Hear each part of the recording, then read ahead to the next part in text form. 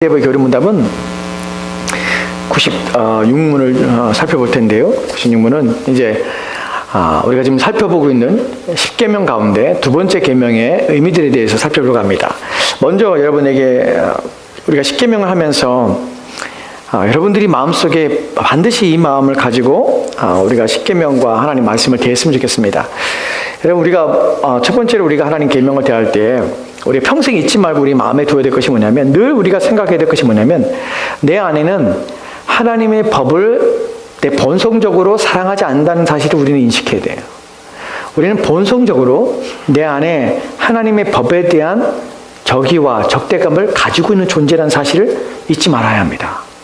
우리가 하나님을 사랑한다고 고백하지만, 우리 하나님을 사랑합니다. 이전에게 나와서 하나님 앞에 기도하고 하나님 말씀을 드리려고 하죠. 하나님을 사랑하는 마음 우리 안에 있지만, 동시에 우리의 마음의 기저에, 우리의 마음의 밑바닥에는 하나님의 법에 대하여 우리의 생각과 우리의 마음이 거부하고자 하는 마음이 들어요. 어떻게 거부하게 되면 무겁게 느껴지기는 하거나, 때로는 우리 육신의 연약함과 피곤함 때문에 하나님의 말씀과 하나님의 의무대로 사는 것이 힘들다는 생각이 들게 하고요, 또 지친다는 생각이 들게 하고, 또 우리 마음에 그것에 대해 잠시 놓고 싶은 마음, 멀어지고 싶은 마음, 내 마음대로 살고 싶은 마음이, 그래서 아무것도 생각하지 않고 마치 그것이 무거운 짐처럼 여겨지게 하는 것들이 우리 마음에 든다는 것이, 우리 본성적으로 그래요. 그래서 저와 여러분이 끊임없이 하나님 말씀을 생각할 때, 내 마음에는 하나님 말씀을 어기려고, 하나님 말씀을 사랑하지 않는 본성적인 마음이 내 안에 있어.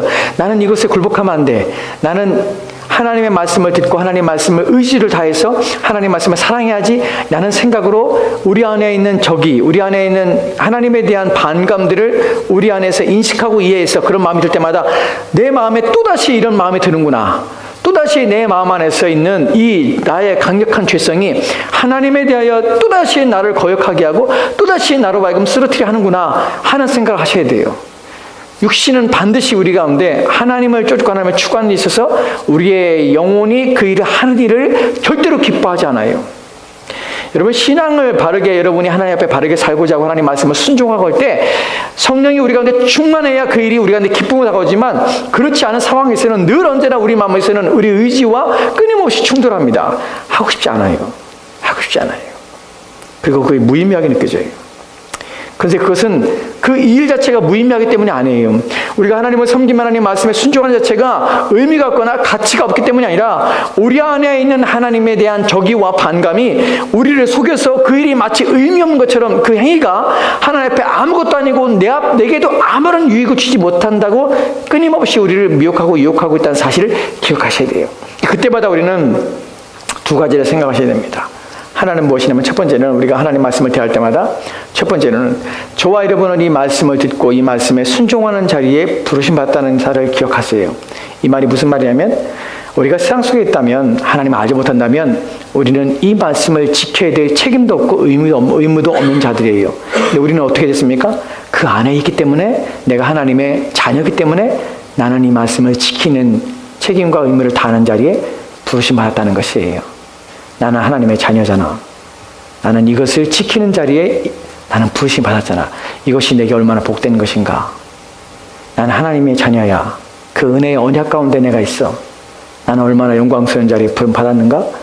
나는 과거에 하나님 알지 못하는 그 무지한 상황에서 건진받아서 내가 중생에 이르렀다니 얼마나 나는 복된가 하는 생각하셔야 돼요. 여러분의 영혼에 대한 기쁨을 가지셔야 돼요. 두 번째로는, 하나님 말씀에 대하여 짐이 되고 어려울 때 우리 마음속에 무슨 생각을 하시냐면, 이것이 힘들고 어려운 건 사실이지만 이것을 지킬 수 있는 능력 또한 하나님께서 우리 가운데 허락하신다는 사실을 믿자 하는 것이에요. 우리의 힘으로는요, 하나님 말씀을 자동적으로 또한 우리가 순종하여서 그것을 지킬 수 있는 것은 없습니다. 그런데 그것을 지키도록, 그 어려운 것을, 그 힘든 것을 우리 가운데 지킬 수 있는 능력이 없는 자들에게 그것을 주신 것이 아니라, 그것을 지킬 수 있도록 끊임없이 우리에게 힘을 공급해 줄 수 있는 분이 하나님이라는 사실을 기억하십시오. 그래서 우리가 하나님 앞에 나의 연약함을 고백하고 우리가 하나님의 도우심을 떠받기만 한다면, 하나님이 주신 약속과 명령에 대해 우리가 순종하며 그것을 지킬 수 있는 힘이 우리 가운데 주어진다는 사실을 믿으십시오. 그리고 하나님을 의지하십시오. 그래야 우리는 하나님 계명을 들을 때 우리가 나태하거나 회피하거나 게으르거나 우리 마음에서 반감으로, 우리 마음에서 거역하거나 거부하는 마음을 우리 안에서 제할 수가 있는 것입니다. 참으로 힘듭니다. 하나님 말씀을 순종하며 온전히 하나님 말씀에 따르는 것은 정말 힘이 드는 일입니다. 그러나 그것은 하나님의 은혜 가운데 우리를 부르셨고 또한 그 능력을 우리가 주신다는 사실을 기억하시고 하나님 말씀에 순종하려고 애를 쓰시기 바랍니다. 오늘 두 번째 십계명의 두 번째 내용을 살펴볼 것인데 96문을 먼저 보도록 합시다. 같이 읽을까요? 같이 읽겠습니다. 시작. 제2계명에서 하나님께서 원하시는 것은 무엇입니까? 예. 좀 빠르게 오늘 성경 구절 몇 구절을 좀 찾아볼 건데 빠르게 살펴볼 것이에요. 먼저 제2계명이 무엇이죠? 우상 숭배에 대한 계명이에요. 이것이 어디에 있습니까? 출애굽기 20장에 십계명이 다 나와 있어요. 신명기에도 두 군데 나와 있어요. 출애굽기 봅시다. 출애굽기 보면은 20장 4절 말씀부터 시작해서 이 4절, 5절, 6절 말씀에 이 계명이 있습니다. 같이 천천히 읽겠습니다. 시작. 너를 위하여 새긴 우상을 만들지 말고 또 위로 하늘에 있는 것이나 아래로 땅에 있는 것이나 땅 아래 물 속에 있는 것에 어떤 형상도 만들지 말며 그것들에게 절하지 말며 그것들을 섬기지 말라. 나 내 하나님 여호와는 질투하는 하나님인즉 나를 미워하는 자의 죄를 갚되 아버지로부터 아들에게로 3세대까지 이르게 하거니와 나를 사랑하고 내 계명을 지키는 자에게는 천대까지 은혜를 베푸시니라. 아멘. 여기 보면은 너를 위하여 새긴 우상을 만들지 말고 또 오히려 하늘에 있는 것이나 땅 아래로 땅에 있는 것이나 그 어떤 것도 물속에 있는 것이나 어떤 형상도 만들지 말라고 합니다. 그래서 두 번째 계명은 우상을 만들지 말라, 우상을 숭배하지 말라라는 것을 우리가 이어갔는데요. 여기에 대한 답변, 두 번째의 계명이 그러면 어떤 의미를 담고 있습니까? 하는 부분을 좀 살펴볼게요. 답변을 보면 같이 읽겠습니다. 시작. 어떤 형태로든 하나님을 형상으로 표현하지 않는 것이고 하나님이 그의 말씀에서 명하지 아니한 다른 방식으로 예배하지 않는 것입니다. 여러분 여기 답변에는 두 가지가 있습니다. 이 계명이 안고 있는 것은 이 계명이 말하고자 하는 것은 두 가지예요. 하나는 무엇입니까? 하나님의 형상으로 표현한 것을 금지하신 것이에요. 하나님을 어떠한 형상으로 표현하지 말라는 것이 어떠한 것으로도 하나님을 표현하지 말라라는 것이 두 번째는 어떠한 방식 다른 방식으로 하나님을 예배하지 말라. 하나님을 표현하지 말라. 하나님을 예배하지 말라. 하나님이 명하시지 않은 것으로 말이에요. 이것이 이 계명이 가지고 있는 중요한 것이에요. 표현하지 말라. 어떠한 형상으로 표현하지 말라.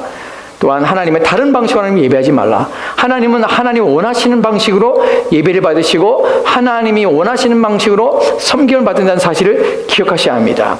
여러분 우리는 성경에서 이 부분에서 그러면 어떻게 이 일이 이 우상 숭배, 이 계명을 어긴 사건이 성경에 어디에 나왔는가를 살펴볼 때에 우리는 출애굽기 32장 4절과 5절 말씀에서 이런 구절을 보게 됩니다. 같이 읽을까요? 같이 읽겠습니다. 시작.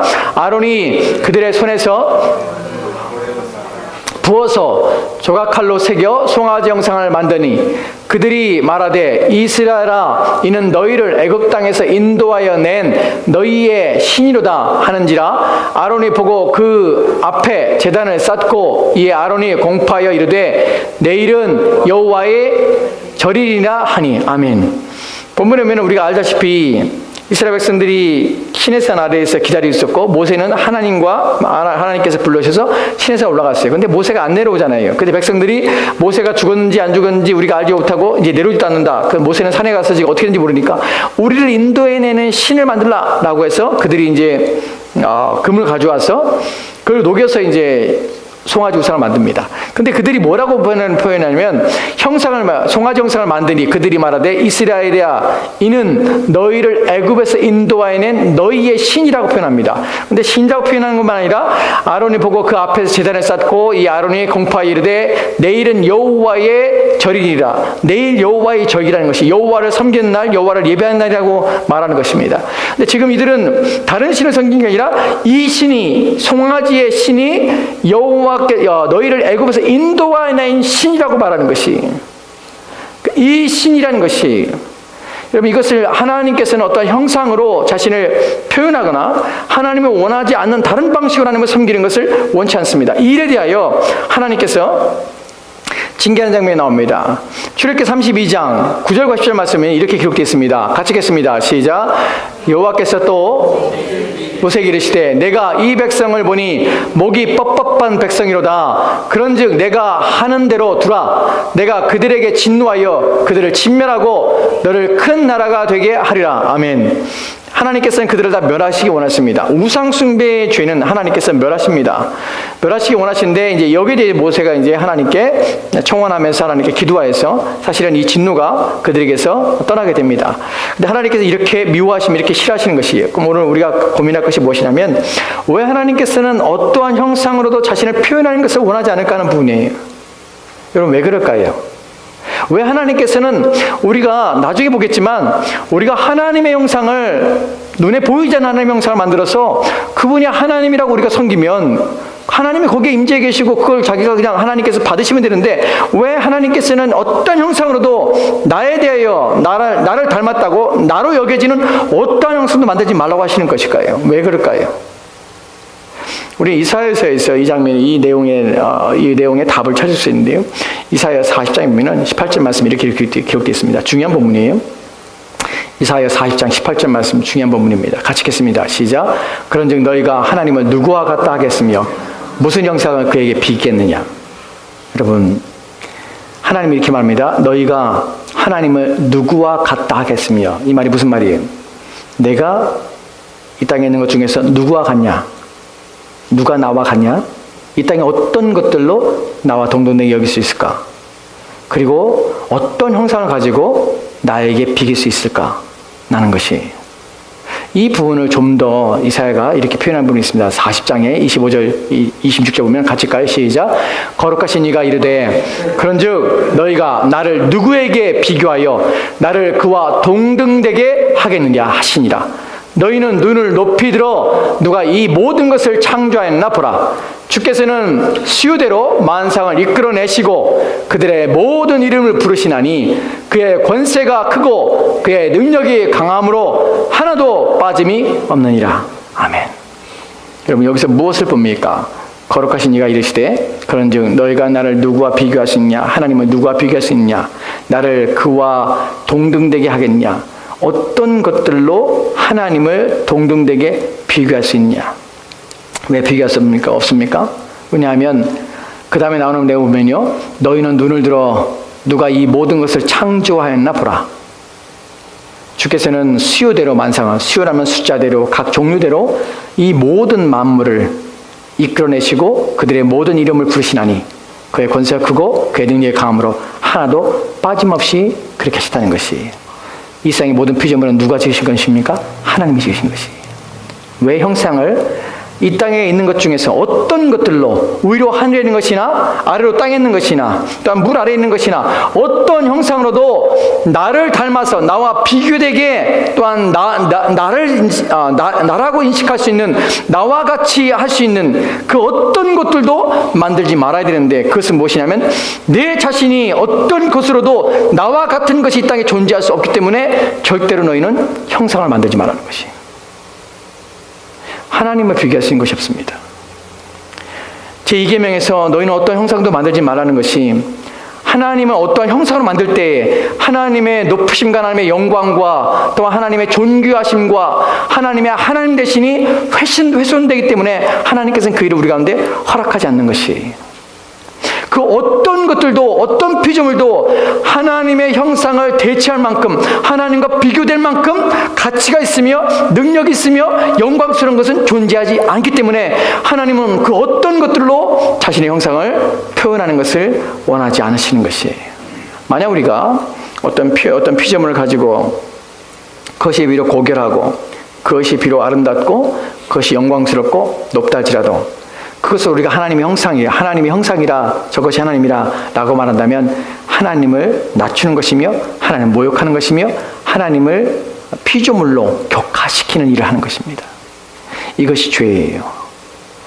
우상을 만들어서 하나님을, 이것이 하나님이라고 말하는 것이 아니라 하나님의 영광을 낮추고 멸시하며 모욕하여 하나님의 영광을 낮춰서 피조물의 형상을 대체해서 하나님을 수치를 주고 모욕을 주기 때문에 하나님께서는 우상을 만드는 것에 대하여 절대로 금하고 계시는 것입니다. 여기에 대하여 성경에서 이렇게 말하는 것을 또한 보게 됩니다. 신명기 보면요, 신명기 4장 15절 16절 말씀에는 이렇게 기록되어 있어요. 같이 읽을까요? 시작. 여호와께서 호렙산 불길 중에서 너희에게 말씀하시는 날에 너희가 어떤 형상도 보지 못하였은즉 너희는 깊이 삼가라. 그리하여 스스로 부패하여 자기를 위해 어떤 형상으로든지 우상을 새겨 만들지 말라. 남자의 형상이든지 여자의 형상이든지. 아멘. 여호와께서 호렙산 불길 가운데서 하나님 말씀하셨습니다. 그때에 그들이 뭘 봤습니까? 너희가 어떤 형상도 보지 못했습니다. 왜 보지 못했죠? 하나님 영이시기 때문에 하나님 보이지 않습니다. 하나님께서는 이것에 대하여 이렇게 말씀하시죠. 모세를 통하여서 너희는 깊이 삼가라. 무엇을요? 하나님이 호렙산에 임하셨는데 불구하고 하나님은 어떤 형상으로도 나타나지 않으셨어요. 거기에 산이 불에 타는 것처럼 불길이 자악한 연기가 있지만 그것은 하나님의 형상이 아니었어요. 하나님의 임재를 가리시고 하나님 보이지 않으시죠. 그들이 본 것은 아무것도 없는 것이에요. 근데 보지 않은 것에 대하여 너희는 그렇기 때문에 삼가 깊이 삼가라. 무엇을? 어떤 형상을 만드는 것에 대하여 깊이 삼가라고 말하는 것이에요. 근데 그 다음에 왜 그러면 하나님 사람은 하나님의 형상에 대하여 표현하지 말라는 너희는 어떠한 우상도 만들지 말라 라고 하는데 불구하고 왜 사람 만들까요? 왜 그럴까요? 왜냐하면 그리하여 스스로 부패하여서 깊이 생각하지 않으면 깊이 하나님이 누구신지 하나님 뭘 원하시는지 하나님이 우리가 하나님을 낮출 수 없는 것을 하나님의 어떤 피조물에 대하여 이것이 하나님이다 라고 말할 수 없는 것이 하나님의 영광을 비하하고 또 하나님의 영광을 낮춰서 피조물처럼 하는 것이 죄인데 불구하고 이런 것을 하게 되는 이유가 무엇이냐면 우리는 스스로 부패하여서 자기를 위하여 이런 일 한다는 것이에요. 우리 자신을 위하여 어떤 형상이라든 우상을 만드는 것이. 왜 우리는 자꾸만 만들려고 할까요? 왜 그럴까요? 왜냐하면 우리는 눈에 보이는 것이 더 확실하기 때문에 그래요. 우리 입장에서는 눈에 보이는 어떤 대상을 놓고 그러면 그 대상을 우리가 눈에 보이기 때문에 더 우리 안에는 우리에게서는 그것이 더 유익하고 또 우리 안에서는 그것이 우리 자신을 위해서 또 우리가 마음대로 하거나 우리가 보는 것에서 거기에 대해서 제한을 두거나 우리 마음대로 했기 때문에 우리는 보이는 것을 더 원합니다. 근데 이것은 부패한 것이라는 것이 하나님께서는 우리가 너희를 위해서 하는 것이 아니라 너희가 좋으라고 하는 것이 아니라 나는 나를 섬기는 방법이 있는데 나를 예비하며 나를 믿는 방법이 있는데 무엇이냐면 어떠한 형상도 만들지 마. 나는 어떠한 형상에 갇혀있는 신이 아닐 뿐만 아니라 어떤 형상도 나와 비교할 수 없어. 너희는 내가 보이지 않지만 너희는 보이지 않는 하나님에 대하여 너는 믿음을 가지고 보게 하며 또한 믿고 신뢰하며 따라야 하는 것이다 라고 우리 가운데 말씀하시는 것이 이 부분이 우리와 하나님과 관계 속에서 우리가 이해하며 또한 우리가 깨닫는 것에 대하여 우리의 어리석음과 또 우리의 연약함의 부분이 있습니다. 하나님께서는 첫 번째로 하나님은 어떤 형상에도 갇힐 수 없으며 또한 어떤 형상으로도 하나님을 담을 수 없기 때문에 그것은 자신의 모욕하며 멸시하는 것이기 때문에 하나님의 영광을 가리기 때문에 절대로 허용하지 않습니다. 두 번째로는 너희의 부패함 때문에 내가 그런 일을 하는 것을 나는 금한다는 것이 하나님을 낮추지 말라는 것이 하나님을 모욕하지 말라는 것이 그리고 너희를 위해서 그러지 하지 말라는 것이 왜냐하면 하나님은 보이지 않아요. 하나님 영이시기 때문에 우리는 영적인 하나님의 영으로 계신 하나님 앞에 그분이 원하는 방법으로 또한 그분이 바라시는 예배의 방식과 섬기의 방식을 가지고 그분을 따라야 하는 것입니다. 우리는 이렇게 둘째 계명을 지키는 것입니다. 그러면 이제 우리가 살펴볼 것은 97문에 대한 내용입니다. 97문을 볼까요? 같이 읽겠습니다. 시작. 그러면 어떤 형상도 만들면 안 됩니까? 어떤 것도 만들면 안 됩니까? 라는 것이에요. 왜 이런 말을 하게 되냐면 그 다음에 이 답변을 보면 그 질문에 대한 답변을 보면 이해가 됩니다. 같이 읽을까요? 시작. 하나님은 어떤 형태로든지 형상으로 표현될 수 없고 표현해서도 안 됩니다. 피조물은 형상으로 표현할 수 있으나 그것에 경배하기 위해 또는 하나님께 예배하는데 사용하기 위해 형상을 만들거나 소유하는 일은 금하셨습니다. 무슨 말이냐면 우리가 어떤 피조물의 형상을 만들 수 있어요. 우리가 호랑이를 만들거나 사자를 만들거나 우리가 곰을 만들거나 독수리를 만들거나 형상을 만들 수 있어요. 근데 문제는 뭐냐면 그 형상이 하나님을 대체하기 위해서 경배하기 위한 수단이나 또 하나님을 예배하는 데 사용하기 위해서 그런 형상을 만들면 절대로 안 된다는 사실이에요. 우리가 예술과 또한 조각을 통해서 우리의 미적인 감각을 드러내며 또한 재능들을 나타낼 수 있습니다. 그런데 하나님처럼 경배하기 위한 수단과 조건으로 이유로서 일을 하면 절대 안 된다는 것이 하나님께서 이 계명 속에서 우리 가운데 말씀하신 것이 이것입니다. 하나님은 어떤 형태로든지 형상으로 표현될 수 있고 표현할 수도 안 된다는 사실이에요. 여러분, 근데 많은 사람들이 하나님의 형상을 표현합니다. 예전에는 중세시대에는 그림으로 하나님을 표현했고요. 그래서 천지창조라든지 또는 우리가 예수 그리스도의 형상을 그림으로 써서, 또한 마리아 형상을 통해서 예수님을 마리아가 안고 있는 형상을, 또한 여러 가지 성스러운 조각상을 통해서 우리는 그것들을 막 그려내면서 그것들을 합니다. 사실은 그것은 뭐냐면 둘째 계명을 어기는 것이에요. 우리가 어떤 성인이나 이런 사람들의 유물이라든지 그런 사람들의 모습을 그림을 그려놓고 또한 그것을 경배하며 막 이런 행동을 합니다. 이거 다 우상숭배. 심지어는 우리는 때로는 십자가를 목에 걸거나 또한 손가락에 반지로서 십자가를 끼는 것조차도 우리는 때로는 조심해야 합니다. 어떤 사람은 그러더라고요. 자신은 십자가를 십자가를 차에 걸어놓고 목걸이를 걸어놓고 항상 운전할 때마다 그 십자가를 보고 기도한다고 하더라고요. 여러분, 그것이 기도의 대상이 그리스도인지 하나님이신지, 아니면 그가 그 십자가가 기도의 대상인지 저는 잘 모르겠어요. 근데 만약에 그가 운전을 하다가 안전을 조심한다면 십자가 없어도 주님 앞에 기도할 수 있죠. 근데 그 십자가를 걸어놓고 그걸 바라보면서 기도한다는 것은 그 십자가의 능력과 효용을 믿는 것이 아닌가 하는 의심을 하게 됩니다. 여러분, 우리가 하나님으로 여기는 것들을 우리 몸에 지니거나 또한 하나님으로 생각하는 어떤 신비한 것들을 우리 안에, 또 우리 삶 속에서 우리가 갖고 또한 그걸 만들며 그렇게 이해하거나 또한 그것을 바라거나 하는 것들은 다 우상을 섬기는 것입니다. 우상을 만들지 말라는 하나님의 법에 위배되는 것입니다. 우리는 하나님을, 눈에 보이지 않는 하나님을 격하시거나 또한 멸시하면 안 됩니다. 그분은 모든 피조물 위에 계신 분이며 어떤 것으로 표현될 수 없는 분이라는 사실을 기억하십시오. 그분은 영 안에 존재하기 때문에 우리는 그분은 눈으로 보는 것이 아니라 우리의 심령 안에 있는 역사하시는 성령을 통하여 하나님을 보게 되며, 또 우리 가운데 나타나서 하나님을 계시하시고 자신을 나타내신 그리스도 예수를 통하여서 그분을 보게 될 뿐입니다. 그 다음으로 98문을 보도록 합시다. 98문 같이 읽겠습니다. 시작. 그렇다면 교회에서는 평신도를 위한 책으로서 형상들을 허용해도 됩니까? 허용해도 안 됩니까? 그러니까 교회 안에서도 평신도를 위해서 어떠한 교부자로서, 자료로서 해도 됩니까? 라는 것이에요. 허용해도 안 됩니까? 라는 질문에 대하여 답변을 보면요, 같이 읽겠습니다. 시작. 그렇습니다. 우리는 하나님보다 더 지혜로운 체에서는 안 됩니다.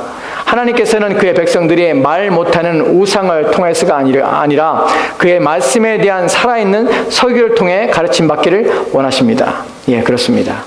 우리가 사실 아이들 교육할 때 예수님의 그 모습을 우리가 그림으로 또는 우리가 이렇게 형상을 만들어서 우리가 이게 예수님이 이런 모습이 하면 사실 그 이미지가 우리가는 예수님 마치 그런 분처럼 여겨지거든요. 하나님 하면은 우리가 하나님 수염 달리시고 또한 예수님도 수염 달리고 이런 모습을 보면은 예수님 마치 그런 상처럼 생각하게 되거든요. 사실은 그것들은 때로는 우리 가운데 위험하기도 합니다. 그래서 사실은 그것을 추천하기보다는 사실은 그런 부분에서 우리는 좀 더 그런 것들을 사용하지 않기를, 성경에서는 그러지 않기를 우리 가운데 요청하고 있는 것이에요. 그래서 오직 성경에서는 우리 가운데 말씀하시는 뭐냐면 그의 말씀에 대한 살아있는 설교를 통해서 가르침 받기를 원하신다는 것이에요. 만약에 우리 가운데 이런 형상을 통해서 어떤 형상과 피조물을 통해서 하나님께서 자신을 계시하시고 또 나타나시기 원했다면 성경이 아니라 다른 것으로 어떤 형상을 통해서 우리 가운데 말씀하셨을 것이에요. 그런데 하나님께서는 자신을 형상화하는 것을 원하지 않았기 때문에, 그것을 죄로 여기기 때문에 어떤 것도 우리 가운데 만들기 원하지 않았고, 그것에 어떤 것 통해서 하나님을 표현하셨기 때문에 그것이 모든 하나님을 향한 표현들, 하나님의 여겨질 수 있는 모든 것들은 다 왜곡됐으며 거짓된 것이며 불의한 것이기 때문에, 잘못된 것으로 빠질 수 있기 때문에 하나님께서 오직 성경 외에 우리 가운데 주신 다른 것은 없습니다. 성경 말씀을 통해서 우리는 하나님 누구신지 알 뿐만 아니라 또한 하나님을 섬기게 되는 것입니다. 우리 두 번째 계명 속에서 우리 어떤 것들로 말미암아 하나님을 격하시키거나 하나님을 낮추거나 하나님을 비하하며 또 하나님 멸시하는 저와 여러분 되지 말았으면 좋겠습니다. 오직 우리에게는 눈에 보이지 않지만 우리 심령 가운데 역사하시고 눈에 보이지 않지만 하나님 말씀을 통해서 우리 가운데 역사하시는 하나님만을 섬기는, 하나님 방식대로 하나님만을 예배하는 저와 여러분 되었으면 좋겠습니다. 같이 기도합시다. 오늘